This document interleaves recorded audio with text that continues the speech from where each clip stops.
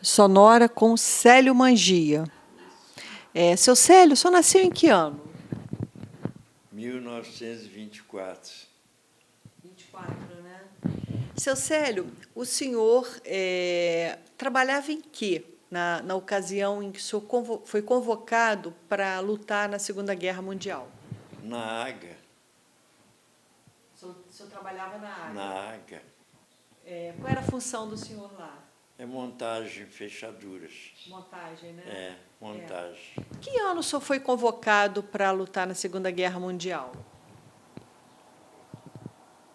Foi em 44. 44, né? Um ano antes do término da guerra. Uhum. Seu Célio, o senhor, me parece que foi convocado, que parece que o senhor tinha uma função muito técnica na fábrica. E isso, no caso, para um soldado naquela época, essa qualificação do senhor seria importante, né? Montagem, né? Fechadura, porque tudo se refere a armamentos, né? Uhum. Que eu naturalmente, porque foi antes feita uma avaliação em todos os lugares onde as pessoas que trabalhavam, está entendendo? Para ver qual era a função deles e tal. Então, uma das funções que eles necessitavam era aquela que eu trabalhava. Então, isso acabou favorecendo a sua convocação, né? Porque eu tinha que entender de armamento, dessas coisas todas. A razão foi essa.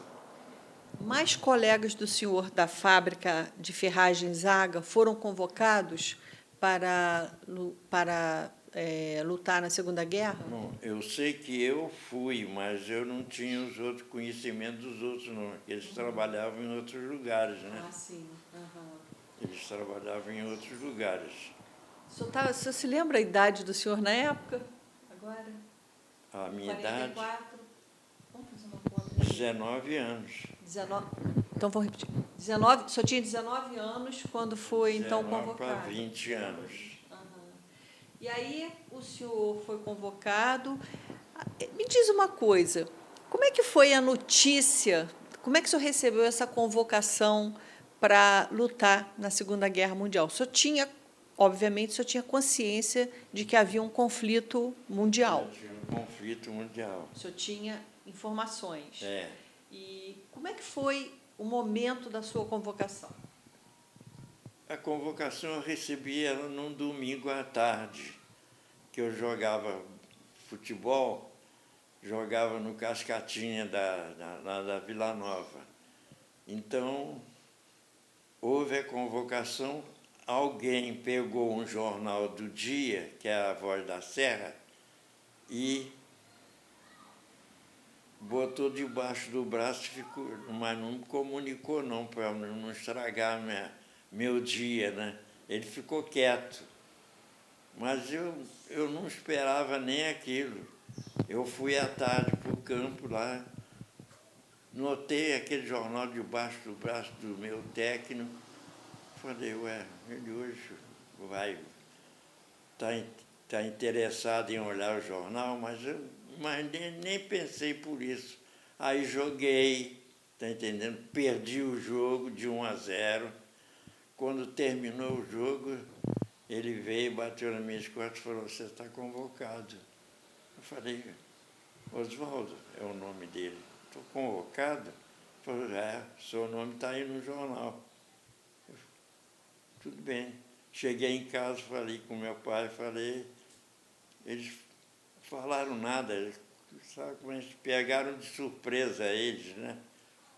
Aí eu sei que eu tinha que embarcar no outro dia às 6h30 da manhã no trem, pegar o trem aí na estação e ir embora para Niterói, direto para Niterói. Foi o que eu fiz. Seu Célio, mas, além do jornal, o senhor não recebeu nenhum documento do governo sobre essa sua convocação? Não, não recebi nada. Pelo jornal apenas? Só vi o jornal que aquela turma daquele ano estava convocada. Eles convocam pela idade, né? A idade X, convocado, a pessoa tem prazo para se apresentar. Eu sei que eu tinha que me apresentar em Niterói, tá entendendo? Na segunda CR, que era ali de frente às barcas.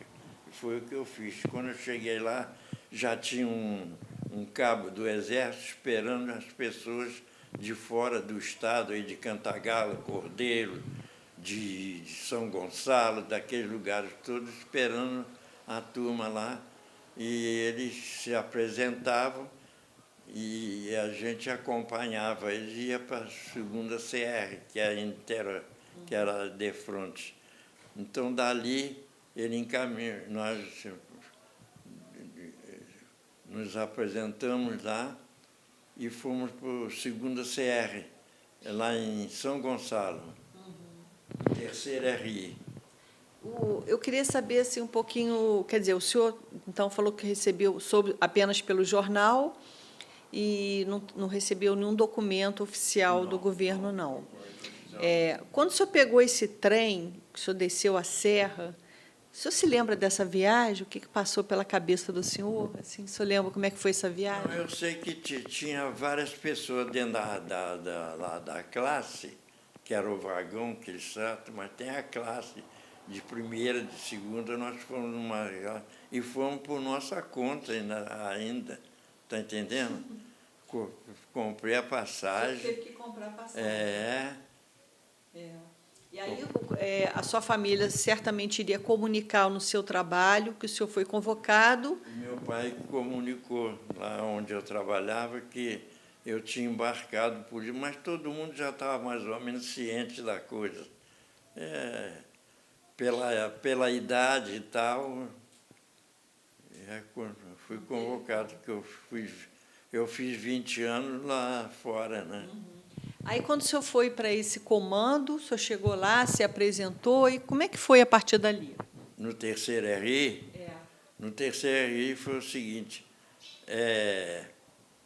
nós não tínhamos direito a nada, porque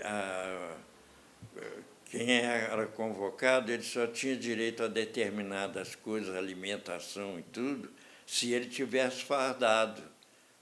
E a gente ainda era paisano, ainda não representava muita coisa. Você tinha que estar lá presente, mas você não tinha direito a determinadas coisas, né?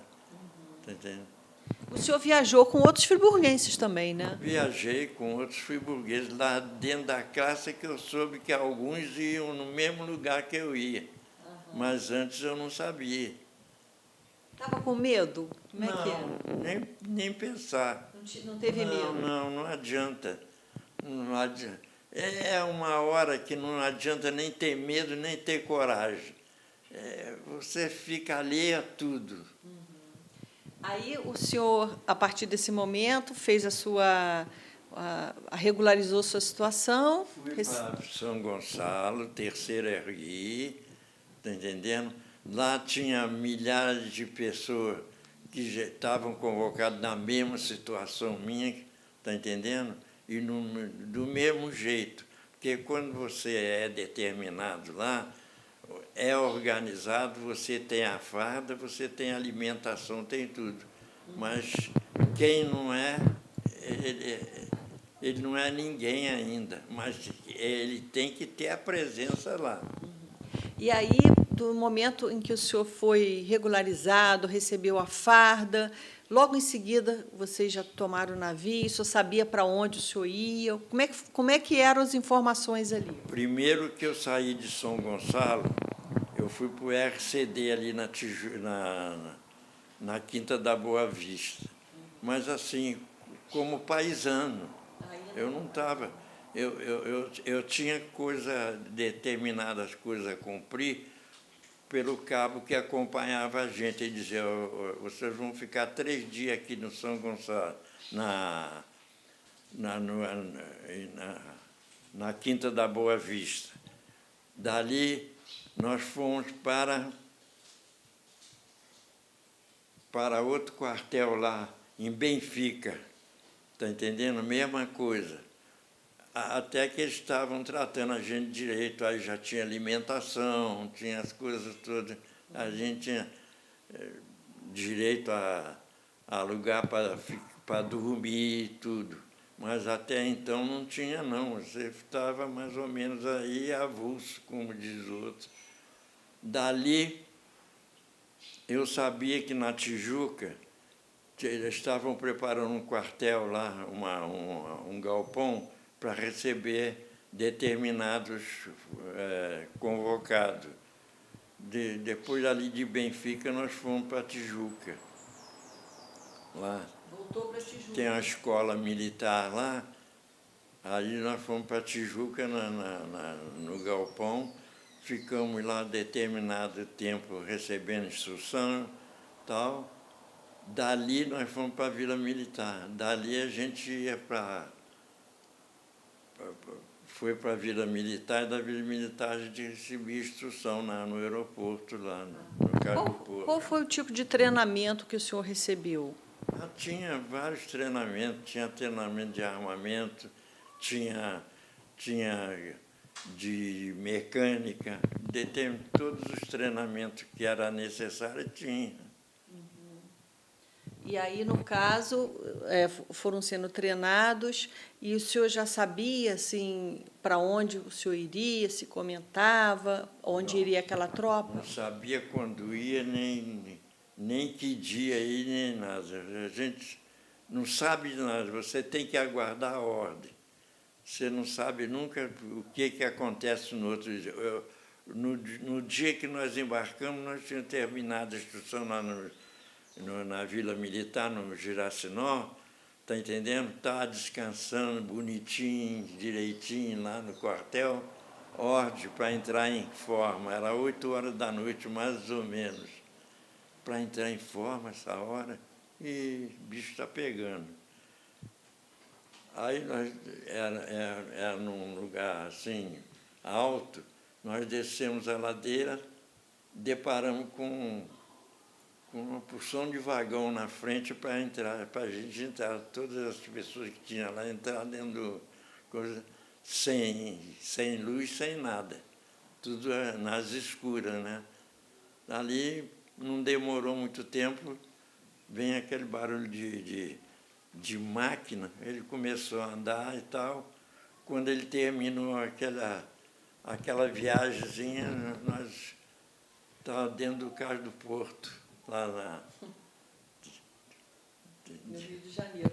Me diz só uma coisa, o senhor sabe dizer, mais ou menos, que eu sei que é difícil, mas desde que o senhor chegou a São Gonçalo até o senhor chegou no Cais do Porto, quanto tempo o senhor ficou nessa fase entre Vila Militar, Benfica, Tijuca, fazendo esse treinamento?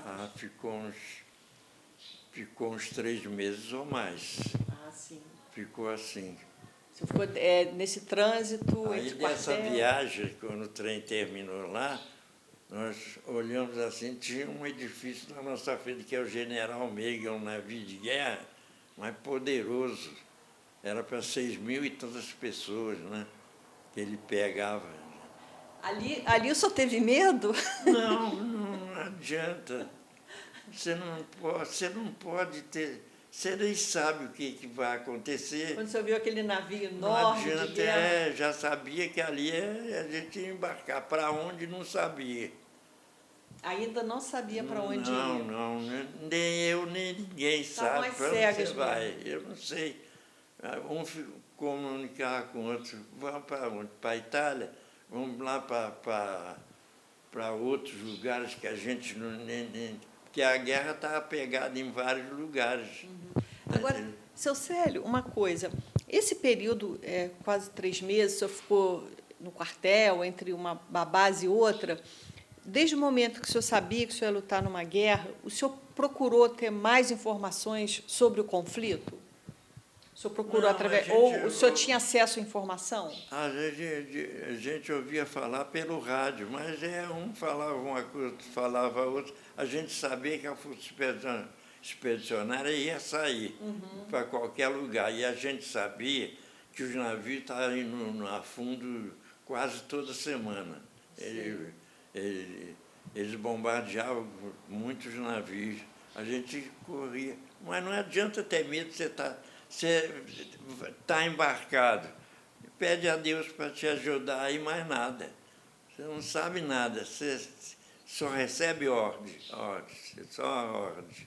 Pois é. Então, mas de qualquer forma, se o senhor quisesse ter acesso à informação pela rádio, através ou um jornal, mesmo estando numa base militar, essa informação era acessível a vocês, para vocês conhecerem mais? Tem um jornal, a gente olhava, mas cada um falava alguma coisa. Entendi. Mas ninguém sabia nada. Quando terminou, por exemplo, a guerra lá, que nós fomos liberados, está entendendo? Eles estavam dizendo assim, para onde nós vamos agora? Porque ninguém falou que ia voltar para o Brasil, não. Tinha um navio poderoso, Elizabeth, ele era para 11 mil homens. Ele, lá na China, não sei o que, a turma dizia, agora nós vamos pegar a Elizabeth e vamos lá para esse lugar onde tem guerra ainda. Mas era mentira, brincadeira do povo. Vocês faziam umas brincadeiras entre si, né? Agora, seu Célio, na sua partida, sua mãe te deu alguma coisa, um cordãozinho, alguma coisa para acompanhar o senhor? Sua mãe deve ter ficado desesperada, né, sua família? Eu sei que ela era... A minha família é muito assim... Eles não são comunicativos. Meu pai, por exemplo, italiano, ele tinha naturalidade dupla de nacionalidade. Mangia, e né? ele com parente bem chegado na Itália, ele nunca me disse aonde era os parentes dele moravam. A sua mãe também era italiana, descendente de italiano? Filha de italiano. Qual era a família? Rastrelli. Rastrelli. Então, Rastrelli e Mangia. Certo. E aí, me conta como é que foi o embarque nesse navio General, que o senhor falou? General Meig. Como é que foi a entrada no navio? Foi à noite, a escada. Ficamos uns 2 dias lá, cada hora chegava um pouco de gente. Foi 6.000 e poucas pessoas, né? Uhum. Então, cada hora chegava um pouco. E, seu Célio, no caso, foram aproximadamente, eu vou ver depois, eu não me recordo, uns 30, 40 friburguenses aí. O senhor ficou no grupo dos friburguenses ou o senhor acabou interagindo com outras pessoas? Não tinha panelinha ali, não? Tinha, do friburguense lá, tinha eu, o Sarinho, Silvio Lopes, Gaspar e esse Moraes que morreu. O único que morreu. Né? Não mais do que isso. Mas tinha gente de todo lugar. E aí só ficava no navio e cada vez chegando mais homens? Chegava mais gente, até a turma designada a embarcar tinha que aparecer todo mundo. E todos iam de cada lugar ia um pouco de gente. A gente não sabia nem de onde eram as pessoas, nem depois que a gente soube. Tinha gente de Petrópolis, tinha gente de Campos, tinha gente de São Gonçalo, tinha gente de Cantagalo, tinha gente de Amparo, tinha gente de Cordeiro. Depois é que a gente foi saber disso tudo, cada um onde eles moravam. E nesse período, dentro do avião... desculpa, peraí, de novo. Então, dentro do navio, havia assim, uma rotina ainda com treinamento, é possível ou não? Só aguardar? Não. Só aguardar. Só a viagem. Só aguardar a viagem. Só a viagem. Para onde a gente ia, não sabia. O senhor se recorda quanto tempo o senhor ficou nessa espera dentro desse navio? Até... Não, os dias, não sei. Eu sei que foi uma manhã até muito bonita, que nós saímos na barra lá, estava a manhã muito bonita e tal, mas aquilo sem alarde, sem nada, o navio foi embora. A gente viu que estava sendo patrulhada, bem guarnecido, né? Que o navio era preparado para isso, e o resto entregar a Deus. E os dias a gente não sabia quanto levava. A gente sabia, estava passando em Dakar, passou na Bahia, passou na, em outros lugares lá, a gente sabia mais ou menos aonde estava passando, porque anunciava, né? E aí ainda não sabiam para onde iam? Não. Nós sabemos que lá nos finais do dia da viagem a gente sabia mais ou menos que ia entrar no Estreito de Gibraltar. Lá naquele lugar guarnecido pelos ingleses, a gente sabia que tinha que entrar ali, que ali o navio ancorou ali, deu a minha parada, porque ele tinha que ser guiado para entrar ali, que ali é estreito mesmo, para entrar no Mediterrâneo. E então, o que acontece? O senhor em que momento o senhor sabe que o senhor vai desembarcar na Itália? Nós sabíamos que ali Somente quando desembarcou? já sabia que ia para Nápoles, que era no porto de Nápoles. Isso a gente já sabia. O senhor é descendente de italiano, como é que o senhor se sentiu? Eu vou conhecer a terra dos meus ancestrais, numa situação ruim, claro, né? Porque, sabe como é porque a Itália é o seguinte, quando ela entrou, era uma coisa, depois que eles se desligaram das outras nações, já ficou uma contra o outro. Então, a gente achou aquilo também bem destruído direitinho, né? O senhor foi para Nápoles, desembarcou no porto de Nápoles. E dali, como é que foi a trajetória de vocês? Não, ali teve uns dias de adaptação, né, com a barraca. A gente morava na barraca, teve uns dias de adaptação, né? Porque dali a gente também não sabia para onde ia. Nós passamos aqueles dias lá na barraca e tal. Quem quis dar alguma volta por ali aos arredores podia ir, né? Eu fui até naquela cidade do terremoto, Pompeia, foi o primeiro lugar que eu fui, Pompeia. No Vesúvio, e tem o Vesúvio, né? Lá. Eu vejo passar na televisão aquela banheira que tem, aquilo existe mais ainda, e eu passei por ali. Eu queria saber o que era aquilo, está entendendo? Podia saber. Aí você comprava os objetos que você gostava, sempre tinha lira na mão, comprava aquilo, está entendendo? Tinha o colorido da areia que eles jogavam para fora do Vesúvio, que dizem que de 100 em 100 anos que eles explodia. Isso que eles falavam lá na época. Tinha areia de todas as cores, eles colocaram até no vidro colorido, tinha aquelas gradações, né, de tipos de areia. De areia. Tanto é que quando eu guardei aquilo, quando eu embarquei para voltar, não foi permitido eu entrar no navio de volta com aquilo, porque o americano era muito exigente. Armas, por exemplo, eu não pude trazer, que a pistola que eu arranjei lá na Itália, que eu tinha direito, não foi permitido eu entrar com a minha bagagem, não. Americano não permitia, não. Deixa eu perguntar uma coisa ao senhor. Esse tempo todo, vocês recebiam algum... O senhor falou que tinha liras, o senhor recebeu algum salário, alguma coisa assim?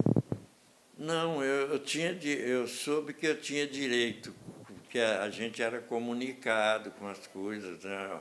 Você quer escrever uma carta, você quer fazer... O que você quiser fazer lá para os seus parentes, dentro dos níveis, dentro dos limites que eles aceitavam. Você não podia estar falando determinadas coisas. Você podia perguntar pelo pai, pela mãe, pelo irmão, pelo cunhado, pela esposa que você deixou aí, ou coisa parecida, não mais do que aquilo.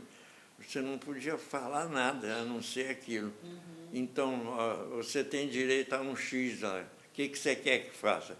Eu digo, manda para o meu pai, deu o endereço Brasil, está entendendo? Ah, o salário de vocês podiam deixar com a família. Porque não tem onde gastar. Era a Rua Prudente de Moraes, número 16. Aquilo vinha direitinho para ele. Também eu nunca perguntei a ele quanto ele recebeu, nem quanto ele gastou. Isso é secundário, eu não queria saber daquilo, eu queria saber como é que ele estava. Minha família é assim muito fechada. Minha mãe era muito devota, era filha de Maria, ela rezava noite e dia, está entendendo? Fazer o quê? Eu passei quase um ano fora de casa. O dia que eu cheguei, eu não ganhei nenhum abraço. Minha família era muito fechada. Quando eu estava aqui, que eu sei que ele tinha parente lá em São Giovanni de Apiro e tal, mas agora não adianta, eu já estou no Brasil, né? O senhor falou que a tropa brasileira estava sob o comando norte-americano, né? Era o comando maior. Como é que era esse